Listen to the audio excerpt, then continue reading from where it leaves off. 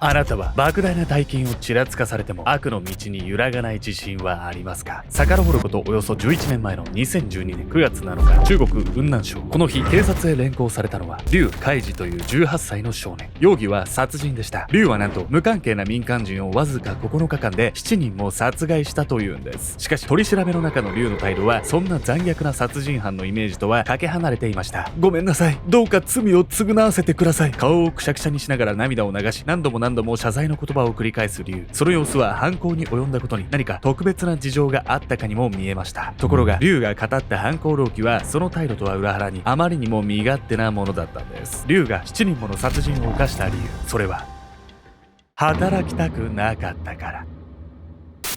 働きたくない一心で7人もの殺人を犯してしまった少年。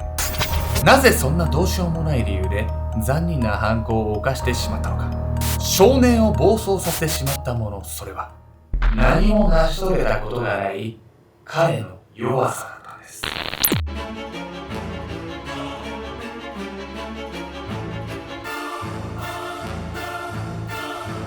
おそす、気合い入れて買った猫のおもちゃほど遊んでくれないケンちゃんです。美人、優しい、仕事が早い、35億の女、闇闇子です。本日ご紹介するのは中国で起こった連続殺人事件なんです。この事件はですね、なんと10代の少年が9日間で7人ものね、人を殺害してしまうという恐ろしい事件なんです。9日間で7人ってすごいペースね。なんで10代にしてそんなことをする精神状態になっちゃったの？こうなったのもね、実は少年たちが育ってきた環境が起因してるんです。僕はね、これを知って思ったのは、人間ってこうどうしてもさ、楽な方に流されると思うんですけど、そのしわ寄せがね、来てしまった事件なんじゃないかってこう思うんです。そしてね、逮捕されてしまった場面から見ていくんですけど、この後に及んで少年たちはやっと後悔をするんですけど、遅いんですよね。少年の後悔。遡ること11年前の2012年9月7日、中国雲南省。後悔をしています。できる限り罪を償いたいです。取り調べ室でそう言って泣き崩れていたのは劉海治。おえつを漏らし言葉を詰まらせながら話す劉の態度は若気の至りで犯行に及んでしまったことを悔いるかのよう。しかし劉と相対した警察官はそんな彼の態度など意にも介さず厳しい口調でこう尋ねるんです。本当にそんなくだらない理由で7人も殺したというんだな。そう、劉の犯行は若気の至りと呼ぶには行き過ぎていたんです。彼はなんとわずか9日間で無関係な民間人を7人も惨殺したというんです。そして警察官がくだらないと一蹴したその犯行動機は次のようなものでした。働きたくなかったんです。劉はそう口にしながら怠惰な自身を育てたその幼少期を思い返していました。1994年4月16日、劉は中国湖南省ウーガン市でごく普通のサラリーマンの家庭に生まれました。ほら、お前が欲しがってたおもちゃ買ってきてやったぞ。嬉しそうに劉におもちゃを差し出す父親。すると、いらない。劉は渡されたそのおもちゃに見向きもせず放り出してしまいます。すまん。もうこれには興味なかったんだな。今は何が欲しいんだ。父親は感謝の言葉すら口にしない劉の態度を前に叱るどころか機嫌を取ろうとするんです。そう、劉の両親は彼を異常に甘やかし、欲しがるものは何でも買い与えていました。そんな環境で育てられた劉は人一倍横柄な性格に育っていたんです。しかし劉がそこまで横柄に育った理由はただ甘やかされたからというだけではありません。劉に何でも買い与えていた両親が唯一彼に与えなかったものがあったんです。それは教育。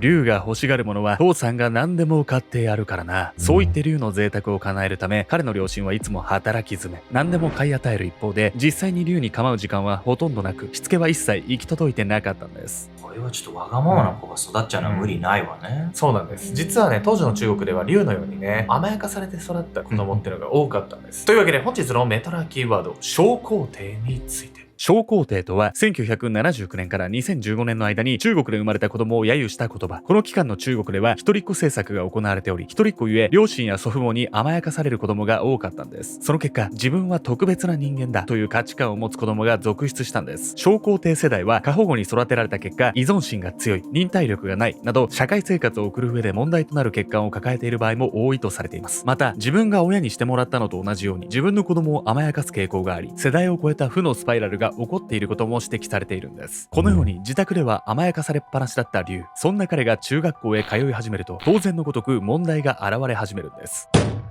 いいからどけよ。俺はお前の席が気に入ったんだ。同級生の机を勢いよく蹴り上げる竜。席替えの際、席順が気に入らなかった彼は嫌がる同級生と無理やり席を交換しようとしていました。ほら、竜やめなさい。教師が止めに入ろうとするも、竜は引き下がろうとはせず、早くどけよ。そのまま同級生の胸ぐらをつかみ、彼に殴りかかります。このように、竜は学校で何か思い通りにいかないことがあるたびに、自分の要求を押し通そうと暴れ回っていたんです。やべえやつだな、こいつ。そのために両親は学校に呼び出されるんですが、彼らは竜を叱る様子もなく、竜の素行が悪い？学校の教え方が悪いんじゃないですか？そう言って逆に学校側に因縁をつけるような態度を示していたんです。いやもう本当にこんなんでさ、まともな子が育つわけないじゃないの。そうなんですよ。ほんとね、可愛がるのとね、甘やかすのって違うよっていうのを表したような話ですよね、これ。本当の愛情じゃないね。だから、難しい。子育てって難しい。したことないけど。両親に咎められることもなく、その後も問題行動を繰り返した竜。結果、彼はついに中学校を退学させられてしまうことになるんです。焦った両親は、竜をなんとか他の中学校に転入させるんですが、成績は悪く、高校受験も絶望的。結局、大学の入学費用を用意して私立高校に入学させるものの、実はこの判断がまた竜のわがままに拍車をかけることになるんです。学費の高い私立高校に通うのは、基本は富裕層の子供たち。竜はそんな同級生の影響で、ますます贅沢になっていくんです。友達の時計と同じのが欲しいんだ。買ってくれよ。両親に向かい当たり前のように高級腕時計をねだる竜。しかし、いくら両親が竜に甘いと言っても、彼の家庭は裕福な同級生とは違い、ごく普通のサラリーマン家庭です。この頃には両親は学費の支払いで手一杯になり、竜のわがままを叶える余裕はとっくになくなっていました。竜、すまんが今回は我慢してくれないか。父親は申し訳なさそうにそう言ったんですが、このことがさらなる問題を引き起こすんです。もしもし、龍くんのお宅ですか？息子さんが学校の備品をわざと壊してしまいまして。翌日、龍の両親にかかってきたその電話は学校からの呼び出し。龍は両親が要望に応えないことがあると、そうやって学校で問題行動を起こし、悪びれる様子もなくこう言ったんです。やめて欲しかったら腕時計買ってくれよ。どんどん悪化してんじゃない、こんなんで大人になって社会に出てさ、やっていけるの？そうっすよね。もう両親が何でも叶えちゃってくれてますからね。そんな竜なんですけど、さらに彼をね、悪の道へ引き込む出会いがあるんです。二人の小皇帝。学校だり今日もサボるか。その日、龍は学校の授業が始まっていることもお構いなしにインターネットカフェへやってきました。高校入学後、ふらふらと遊び回っていた彼は、そうやって授業をサボり、ネットカフェに入り浸るのが日課になっていたんです。そして、この日はそんな龍に声をかける人物がいました。あんたも学校行ってないのか。パソコン画面を眺めていた龍が振り返ると、そこには自分と同じぐらいの年の少年が立っています。彼の名はフー・シェンリ。龍と同じく学校に行かずネットカフェに入り浸っている不良少年でした。龍とフーはこの日が初対面でしたが、それぞれ似た家庭環境で育った彼らはすぐに意気投合。この日以来、二人は毎日のように行動を共にするようになるんです。類は友を呼ぶってやつね。なんとなくもうこの出会いは絶対いい方向には進まないような気がしてるけど。そうなんですよ。フーの影響でね、龍はこの後大きく道を踏み外してしまうんです。フーと龍がつるむようになってしばらく経ったある日、フーは突然こんなことを言い始めました。龍、俺高校辞めたわ。フーのその言葉に一瞬驚きの表情を見せた龍。しかし、フーは気にせずこう続けます。だって高校なんて行っても意味なくね。それよりさ、俺ら二人でもっとでかいことやろうぜ。そう言い放ったフーの目は自信に満ち溢れていました。こいつと俺、二人で大物になるか。悪くないな。風に促され、思い立った龍はなんと、その後すぐに高校を中退。もうバカもう。そして2012年5月、両親が自宅で保管していた800円の金を盗み、風と二人で姿をくらましてしまうんです。ちょっと両親のお金盗み出して何してんの？本当に何の実力もなく何も積み上げてきてない人が何か大物になれるわけないじゃないの。全くもってその通りなんですけど、威勢よくね、家を飛び出した二人は、この後行き詰まってしまうんです。ああ、腹減ったな。街行く人々を眺めながら、龍は力なくつぶやく。両親から盗んだ800元はすぐに底をついた。そして、学校の授業すら投げ出してしまう龍が汗水垂らして働こうと思えるはずもなく、ここ数日はろくに食事もできない日が続いていた。そんな風に、龍が自分の無力さに打ちひしがれているその時だった。なあ、龍。龍の隣で同じようにうなだれていたはずの風が突如顔を上げてこう言った。でかいことやろうぜ。まだそんなこと言ってんのか。俺たちにはどうせ何もできないって。高校中退の時に聞いたそのセリフを繰り返すフーの話を現実を思い知らされた龍は半ば呆れながら聞いていた。ただこの時フーは何のあてもなくそう口にしたのではなかった。龍、あれを見ろよ。働かなくても一晩で金持ちになれる方法があるぜ。そう言ってフーが指さしたその先には上映中の映画の看板が掲げられていた。その映画の主人公は強盗。でかかいことって、うんそういうこと？マジでね、全然でかいことでもなんでもないんですけど、風にそそのかされてしまった竜はね、ついに犯罪に手を染めてしまうんです。暴走する少年。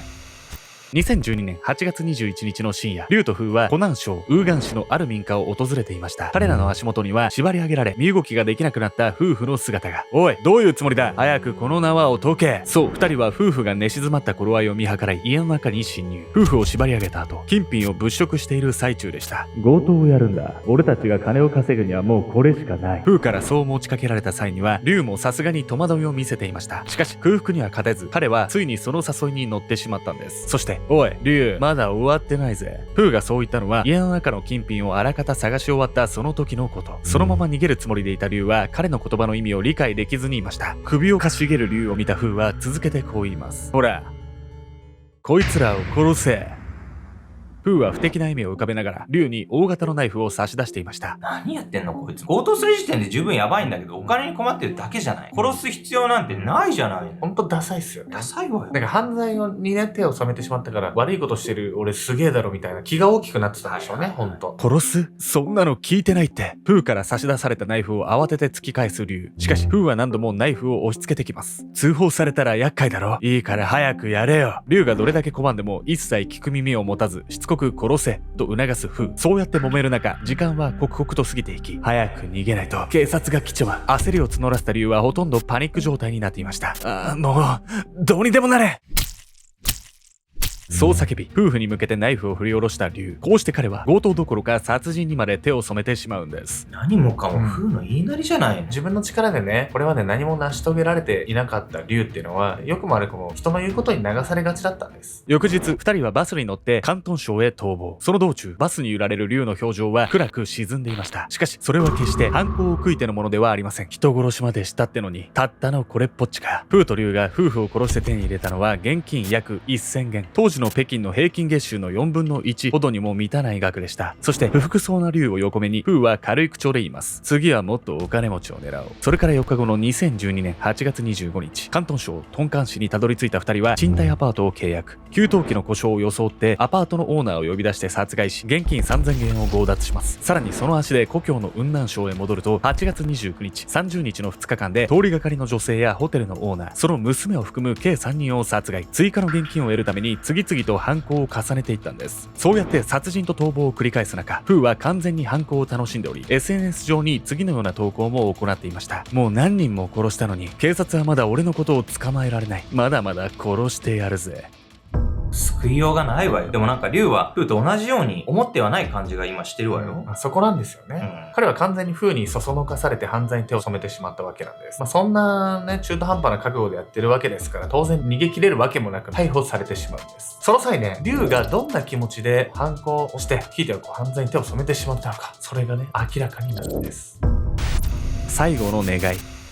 ホテルのオーナーを殺害した後、逃亡を続けていたフーと竜。しかし結局は防犯カメラの映像や目撃証言を頼りに居場所を特定され、2012年9月6日にはフーが、翌7日には竜が逮捕されることになります。そして逮捕に際し、その態度を一変させたのが竜でした。本当に取り返しのつかないことをしてしまいました。許されるなら生きて罪を償いたいです。取り調べ室で涙を流しながらそう口にした竜。彼は裁判においても遺族に向かって何度も頭を下げ、繰り返し謝罪の言葉を述べていました。しかしそんな必死の懇願も虚しく、迎えた判決の日、竜には死刑の判決が言い渡されます。7人もの尊い命を奪った彼に対し、それは当然の報いのように思えました。共犯のフーに関してもその罪の重さは変わりません。そして彼に下された判決は終身刑。